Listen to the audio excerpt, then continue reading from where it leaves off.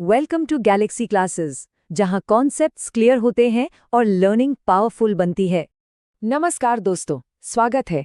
आज हम 10वीं कक्षा की हिंदी की किताब से एक बहुत ही गहरी और सच कहूं तो सोचने पर मजबूर कर देने वाली कविता पढ़ने वाले हैं। कविता का नाम है समता की ओर और इसके कवि हैं मुकुटधर पांड्ये जी। अच्छा, ये एक नई कविता है। अब नई कविता की सबसे बड़ी खासियत ही यही है कि वो कोई भारी भरकम शब्दों का इस्तेमाल नहीं करती, बल्कि सीधी सरल भाषा में हमारे आज के समाज की सच्चाई और इंसान के मन की भावनाओं को बिल्कुल आईने की तरह हमारे सामने रख देती है। तो चलिए, इस बेहतरीन कविता की दुनिया में कदम रखते हैं। तो ये रहा हमारा आज का पूरा रोड मैप। देखिए, किसी भी कविता को हम टुकड़ों में नहीं समझ सकते, उसे पूरी गहराई से समझना पड़ता है। तो हम शुरुआत करेंगे कवि और कविता के परिचय से, फिर कविता के हर एक हिस्से को परत दर परत खोलेंगे। पहले देखेंगे कि शिशिर ऋतु का प्रकृति पर क्या असर होता है, फिर कवि उस असर की तुलना समाज में अमीर और गरीब के जीवन के अंतर से कैसे करते हैं, ये समझेंगे। और फिर मानवता के लिए कवि का क्या संदेश है, उस तक पहुंचेंगे। और हाँ, सबसे आखिर में हम कविता का केंद्रीय भाव यानी सेंट्रल आइडिया समझेंगे और परीक्षा के लिए जो भी जरूरी सवाल हैं उन पर भी चर्चा करेंगे, ताकि आपकी तैयारी में कोई भी कमी न रह जाए। तो चलिए अपने पहले पड़ाव से शुरू करते हैं। देखिए, किसी भी कविता को समझने से पहले उसके शीर्षक, उसके टाइटल को समझना सबसे ज्यादा जरूरी होता है। शीर्षक है समता की ओर। इसका मतलब क्या है? इसका सीधा सा अर्थ है बराबरी की तरफ, या कह लीजिए टुवर्ड्स इक्वालिटी। तो कवि ने हमें शीर्षक में ही इशारा दे दिया है कि ये कविता समाज में बराबरी का, समानता का संदेश देने वाली है। और ये जो शब्द है ना, समता, इसका मतलब सिर्फ बराबरी नहीं है। इसका गहरा मतलब है एक ऐसा समाज जहां किसी के साथ भी खासकर धन दौलत के आधार पर कोई भेदभाव ना हो, कोई ऊंचा नीचा ना हो, सब इंसान बराबर हों, सबको बराबर मौके मिले। यकीन मानिए, ये एक शब्द इस पूरी कविता की आत्मा है, इसकी सोल है। इसे बस ध्यान में रखकर जब हम आगे बढ़ेंगे तो कविता की हर परत अपने आप खुलती चली जाएगी। अब बात करते हैं इस कविता के रचयिता श्री मुकुटधर पांड्ये जी की। वे हिंदी साहित्य के छायावाद युग के एक बहुत ही महत्वपूर्ण और सम्मानित कवि थे। और जरा सोचिए इस बात को, उन्होंने सिर्फ 12 साल की छोटी सी उम्र से ही लिखना शुरू कर दिया था। ये बात दिखाती है कि समाज और प्रकृति को लेकर उनके मन में बचपन से ही कितनी गहरी सोच और संवेदना थी। तो ये कविता हमें एक यात्रा पर ले जाने वाली है। ये यात्रा शुरू होती है कड़ाके की ठंड यानी शिशिर ऋतु के वर्णन से। लेकिन रुकिए, ये सिर्फ प्रकृति का वर्णन नहीं है। बहुत जल्द ही कवि हमें समाज की एक बहुत गहरी और कड़वी सच्चाई दिखाते हैं। एक तरफ साधन संपन्न यानी अमीर लोग और दूसरी तरफ अभावग्रस्त यानी गरीब लोग, इनके जीवन के बीच का जमीन आसमान का अंतर। और इस यात्रा के अंत में कवि हमें एक बहुत जरूरी संदेश देते हैं, एक उम्मीद जगाते हैं। तो चलिए अब सीधा कविता में उतरते हैं। कवि के शब्दों के साथ उस बर्फीली दुनिया में चलते हैं, जहां सिर्फ इंसान ही नहीं बल्कि पूरी प्रकृति उस भयंकर ठंड से कांप रही है, उदास है। देखते हैं कवि ने इस माहौल को अपने शब्दों में कैसे उतारा है। पहली पंक्ति है, बीत गया हेमंत भ्रात शिशिर ऋतु आई। यहाँ भ्रात का अर्थ है भाई। कवि कह रहे हैं कि हेमंत ऋतु, जो हल्की और सुहानी ठंड का मौसम होता है, वो एक भाई की तरह आया और चला गया। लेकिन अब उसकी जगह कौन आ गया है? शिशिर ऋतु, यानी वो कम कपा देने वाली, चुभने वाली ठंड। अब दूसरी पंक्ति, प्रकृति हुई द्युतिहीन, अवनी में कुंजटिका है छाई। यहाँ 3 शब्द ध्यान देने वाले हैं। पहला, द्युतिहीन, इसका मतलब है चमक रहित, जिसकी सारी चमक, सारी रौनक चली गई हो। दूसरा शब्द अवनी, जिसका अर्थ है हमारी धरती। और तीसरा, कुंजटिका, इसका मतलब है कोहरा, धुंध। तो सरल अर्थ क्या हुआ कि शिशिर के आने से पूरी प्रकृति बेरौनक हो गई है और धरती पर चारों तरफ घना कोहरा छाया हुआ है। तो यहाँ सिर्फ मौसम नहीं बदल रहा है ना, यहाँ तो पूरा माहौल बदल रहा है, खुशी और चमक से उदासी और धुंधले की तरफ। जैसे कोई दुख आने पर इंसान का चेहरा उतर जाता है, ठीक वैसे ही ठंड के कारण प्रकृति भी उदास और चमकहीन हो गई है। अब देखिए अगली पंक्तियां कितनी शक्तिशाली हैं। पड़ता खूब तुषार पद्मदल तालों में बिलखाते। यहाँ तुषार का मतलब है पाला या ओस की जमी हुई बर्फ की परत, और पद्मदल यानी कमल की कोमल पंखुड़ियाँ।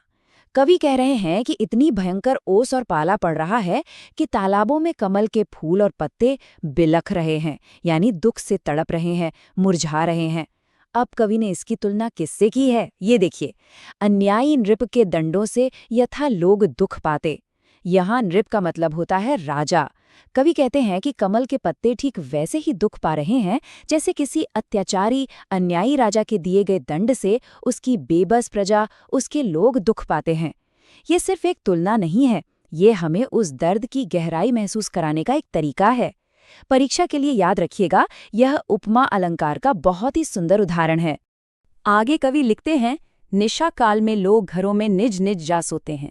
निशा काल यानी रात का समय, और निज निज मतलब अपने अपने। इसका सरल सा अर्थ है कि रात के समय सब लोग अपने अपने गर्म घरों में जाकर सो जाते हैं। लेकिन क्या सब आराम से हैं? नहीं। अगली पंक्ति देखिए, बाहर श्वान स्यार चिल्लाकर बार बार रोते हैं। यहाँ श्वान का मतलब है कुत्ता और स्यार का मतलब है सियार या गीदड़। सोचिए, एक तरफ इंसान अपने गर्म घरों में आराम से सो रहे हैं और दूसरी तरफ बाहर बेसहारा जानवर ठंड के मारे चिल्ला रहे हैं। और देखिए, कवि ने उनके चिल्लाने के लिए रोना शब्द का इस्तेमाल किया है। ये एक शब्द ही हमें उस ठंड की बेरहमी और उन जानवरों की लाचारी का पूरा एहसास करा देता है। माहौल और भी उदास और डरावना होता जा रहा है। अर्धरात्रि को घर से कोई जो आंगन को आता। अर्धरात्रि मतलब आधी रात। कल्पना कीजिए, आधी रात को कोई हिम्मत करके अपने घर से आंगन में आता है तो क्या होता है? शून्य गगन मंडल को लख या मन में है भय पाता। शून्य मतलब एकदम खाली, सूना। गगन मतलब आकाश।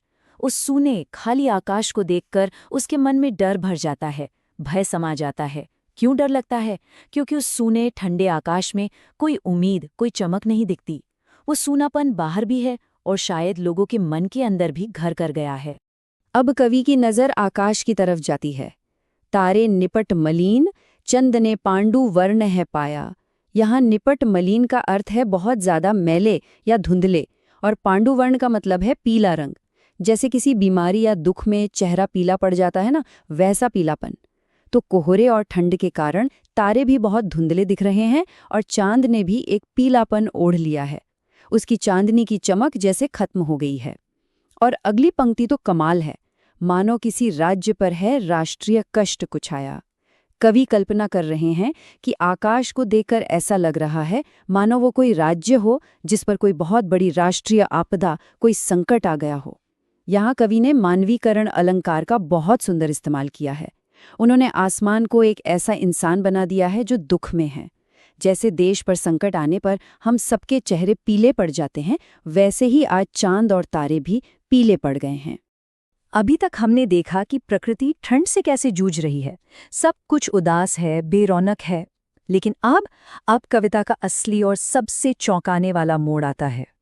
कवि अपना कैमरा प्रकृति से हटाकर हम इंसानों पर फोकस करते हैं और जो तस्वीर सामने आती है वो दिखाती है कि कैसे एक ही मौसम, एक ही रात दो अलग अलग तरह के लोगों के लिए दो बिल्कुल अलग दुनिया बना देती है। ये पंक्तियां इस कविता का दिल है, इसका टर्निंग पॉइंट। धनियों को है मौज रात दिन, है उनके पौ बारे। धनी यानी अमीर लोग, और पौ बारे होना एक मुहावरा है जिसका मतलब है चारों तरफ से लाभ होना, खूब मौज मस्ती होना। तो कवि कहते हैं कि अमीर लोगों के लिए तो इस कड़ाके की ठंड में भी दिन रात मौज है, आनंद है। लेकिन दूसरी तरफ दीन दरिद्रों के मत्थे ही पड़े शिशिर दुख सारे। दीन दरिद्र मतलब बहुत ज्यादा गरीब लाचार लोग, और मत्थे पड़ना मतलब किसी की जिम्मेदारी या भाग्य में आ जाना। तो शिशिर ऋतु के जितने भी दुख हैं, जितनी भी तकलीफें हैं, वे सब के सब गरीबों के ही हिस्से में आई हैं। ये पंक्तियां दिल पर चोट करती हैं। जरा सोचिए, एक ही रात, एक ही ठंड, एक के लिए ये पार्टी का समय है और दूसरे के लिए सजा। यहीं से कवि समाज का वो कड़वा सच दिखाते हैं जिसे हम अक्सर अनदेखा कर देते हैं। और ये असमानता, ये भेदभाव किस किस चीज में है, कवि हमें एक एक करके दिखाते हैं। सबसे पहले भोजन। वे खाते हैं हलवा पूड़ी, दूध मलाई ताज़ी। वे यानी अमीर लोग, वे इस ठंड के मौसम में गर्मा गर्म हलवा पूड़ी, ताज़ी दूध मलाई जैसे स्वादिष्ट व्यंजनों का आनंद ले रहे हैं। और दूसरी तरफ इन्हें नहीं मिलती पर सूखी रोटी और न भाजी। इन्हें यानी गरीब लोगों को, उन्हें तो पेट की आग बुझाने के लिए सूखी रोटी और सब्जी भी नसीब नहीं होती। ये सिर्फ कविता की पंक्तियां नहीं है दोस्तों, ये हमारे समाज की एक कड़वी, चुभने वाली सच्चाई है। ये अंतर सिर्फ खाने तक ही नहीं है। अब कपड़ों की बात करते हैं। वे सुख से रंगीन कीमती ओढ़े शाल दुशाले। अमीर लोग आराम से रंगीन और महंगी शाल और दुशाले ओढ़कर ठंड से अपना बचाव कर रहे हैं, और दूसरी तरफ पर इनके कंपित बदनों पर गिरते हैं नितपाले। यहाँ के शब्द देखिए। कंपित मतलब कांपता हुआ, बदन यानी शरीर, नित मतलब रोज, और पाले मतलब बर्फ या ओस की बूंदे। तो गरीबों के ठंड से कांपते हुए शरीरों पर रोज रात को पाला गिरता है, क्योंकि उनके पास उस जानलेवा ठंड से बचने के लिए ढंग के कपड़े तक नहीं है। ये तस्वीर ही अपने आप में कितनी दर्दनाक है। रोटी, कपड़ा और अब मकान, विषमता की ये खाई यहाँ और भी गहरी हो जाती है। वे हैं सुख साधन से पूरित सुघर घरों के वासी। पूरित मतलब भरे हुए, और सुघर मतलब सुंदर, अच्छी तरह से बने हुए। अमीर लोग हर तरह की सुख सुविधाओं से भरे सुंदर मजबूत घरों में रहते हैं, और गरीब, इनके टूटे फूटे घर में छाई सदा उदासी। गरीबों के टूटे फूटे जर्जर घरों में हमेशा उदासी छाई रहती है, जहां से ठंडी हवा और रात का पाला सीधा अंदर आता है। तो भोजन, वस्त्र और आवास, जीवन की इन 3 बुनियादी जरूरतों के उदाहरण से कवि ने अमीर और गरीब के बीच की इस गहरी खाई को हमारे सामने लाकर खड़ा कर दिया है। अब हम इससे मुंह नहीं मोड़ सकते। समाज की इस दर्दनाक सच्चाई को दिखाने के बाद कवि सिर्फ एक दर्शक बनकर नहीं रहते। वो चुप नहीं बैठते। वे अब हमसे सवाल करते हैं। वे हमसे एक कदम उठाने की अपील करते हैं, मानवता की तरफ एक कदम बढ़ाने का निवेदन करते हैं। कवि एक ऐसे पुराने आदर्श समय को याद करते हैं जब शायद ये भेदभाव नहीं था। वो लिखते हैं, पहले हमें उदर की चिंता थी, न कदापि सताती। यहाँ उदर का मतलब है पेट, और कदापि मतलब कभी भी। कवि कहते हैं कि एक समय था जब हमें कभी भी पेट भरने की चिंता नहीं सताती थी। ऐसा क्यों था? अगली पंक्ति जवाब देती है। माता सम थी प्रकृति हमारी, पालन करती जाती। क्योंकि उस समय हमारी प्रकृति एक माँ के समान थी, जो बिना किसी भेदभाव के हम सबका पालन पोषण करती थी। तो सवाल उठता है, आज ऐसा क्यों नहीं है? वो समता, वो बराबरी कहाँ चली गई? और अब आती हैं कविता की अंतिम और सबसे शक्तिशाली पंक्तियां।